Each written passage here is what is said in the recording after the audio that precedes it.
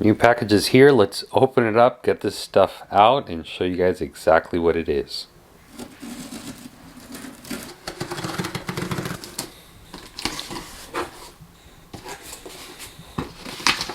Man, if this paper isn't bright, I don't know what is. This thing for sure is going to catch your attention. Got some instructions, and you guys can probably guess exactly what we have. I actually used to read this magazine quite a bit, and now I don't know if I was subscribed to it or what, but this is actually pretty interesting. I've had my eye on this. I saw Reef Builders do a video. The design is very unique. I'm a big fan of the color that it's not baby blue, but that bluish and then with the white. It's an interesting design. I don't know if maybe in the future you guys want to see me review it. Oh, look at that. You need a little bit of inspiration, this magazine, for sure.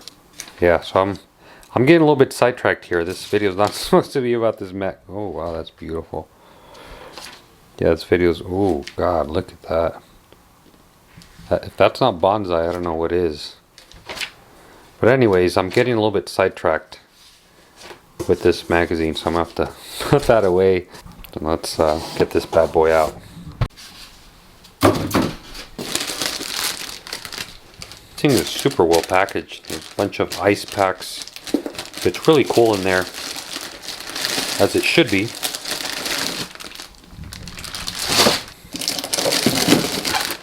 So we have some Apex pods. I've actually added these in the previous build. If you guys remember the mode, some more Apex, some more Apex. And we should have Tigger pods here, and the last bottle here. Next we have some TDO Chroma Boost. A lot of people rave about this food, especially if you're a clownfish breeder or just any type of a breeder of saltwater aquarium fish. You'll hear a lot of people rave about this, so I'm probably going to be introducing that to the diet. And then of course we can't forget ROE, Rota Feast, Phyto Feast I have used, and Oyster Feast. Now, to be totally honest with you guys, I've never really incorporated these in my systems. Not because I have anything against them, just never really got around to it. I hear a lot of people do feed this stuff on a regular basis. This is more of like your live foods, is what I would consider them. So not like your pellets and flakes. It's, dried and like that. So generally speaking, it's mainly a little bit more targeted towards corals, although some fish that do eat really small stuff can grab some of this stuff. But mainly for your corals inside your system, obviously for your pods in your system. And they tend to react really well from it, at least what I've heard. So I figured, why not give them a try in the new WaterBox build? It's quite a bit of bottles, you guys can see. One cool thing, and I've showed these before, but with the Tigger pod specifically, just because they're quite a bit bigger, you can actually see them moving in there. I don't know if the camera, check that out. If you look really closely, you'll see them kind of jittering. It's pretty cool. So as you acclimate the pods themselves, you'll start to see them come to life a little bit more.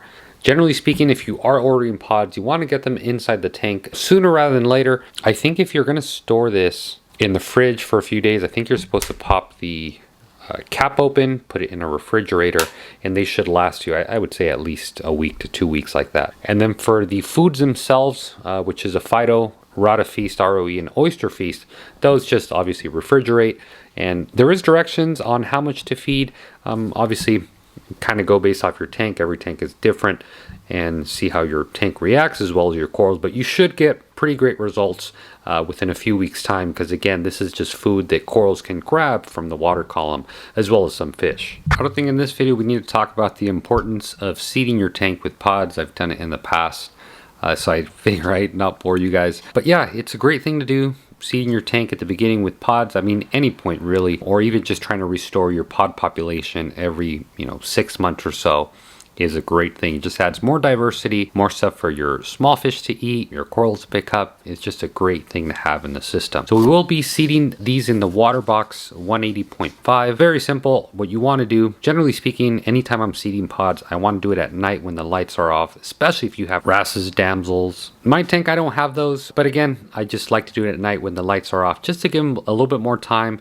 Also, in my specific tank, the flow comes down quite a bit at night, so give them a little bit of time to get in the sand and the rock, and should give them a great chance of living, reproducing, and just repeating the whole life cycle. So in the meantime, it is morning right now. What I'm going to be doing is just leaving them at room temperature near the tank. As we get closer to the night, I'll start floating them inside the tank to get them up to temperature, and then we'll show you guys exactly how we add them. If you aren't going to be adding the pods within the next few hours, if you get them or the same day, you can refrigerate them, or like me, if you're going to do it at the end of the day, you can leave them at room temperature. Just make sure you pop the caps on them so there's obviously oxygen in there. And you can see now that they've come up to temperature, they're actually a lot more active. They all look like they're active. So what I'm doing now is close them all up, and then we will temperature acclimate them in the tank for probably about 30 minutes, and then we'll go ahead and add them. Let's put them inside and just float them. Make sure they're sealed up.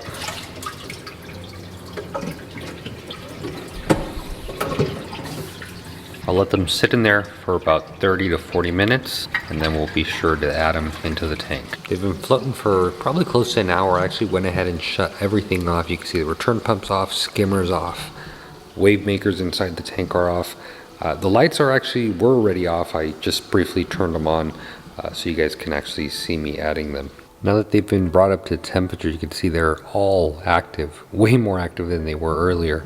So what I'll be doing is pouring them into here and then putting them into the tank. I mean, you could just put them straight into the tank, but I don't know, just this is the way I'm be doing it.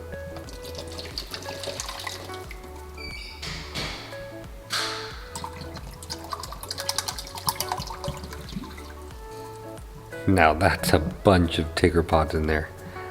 Try taking a sip of that. It probably wouldn't taste like anything.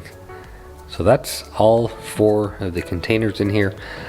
I'm probably going to rinse these out with salt water because there's actually a few of them in there. But let's go ahead and add them. When adding them, there's not much to it other than just kind of pour it.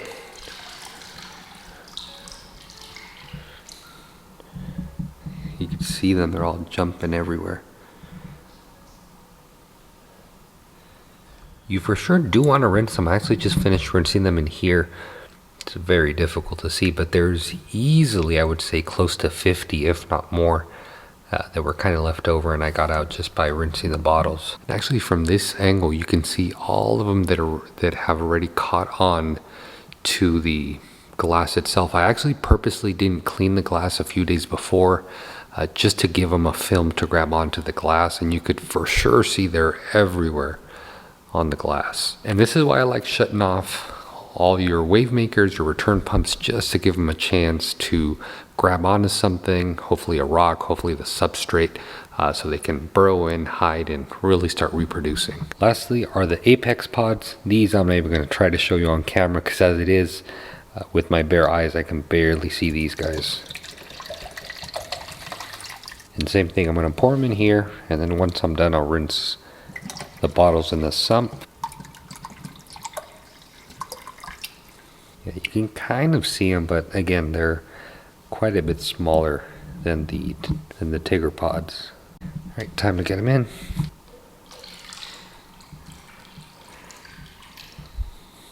When it's all said and done, it should look a little something like this. Now, it's good to always regenerate your population of pods. I would say at least once a year. I mean, you don't have to do it, but you know, it's a good rule of thumb. I've done it in the past, and it's something I think I'm going to continue doing even on this build. So that's going to be it for this week's video. I hope you guys enjoyed it. All I really did after the clips you guys saw was just allow about another 30-40 minutes to leave the flow off, after which point I turned it back on, and that pretty much guaranteed gave the pods enough time to grab onto a substrate, a rock.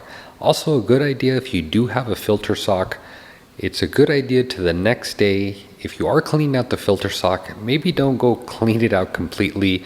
What I would do is drain some of that water back into the tank because a lot of pods are going to be going inside the filter sock and they may obviously get trapped there.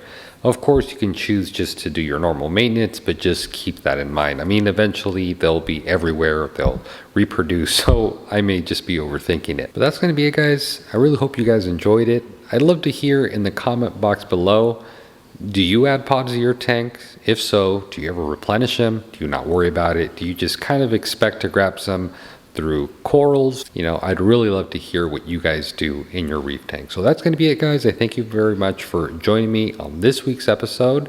Thanks for watching. As always, happy reefing.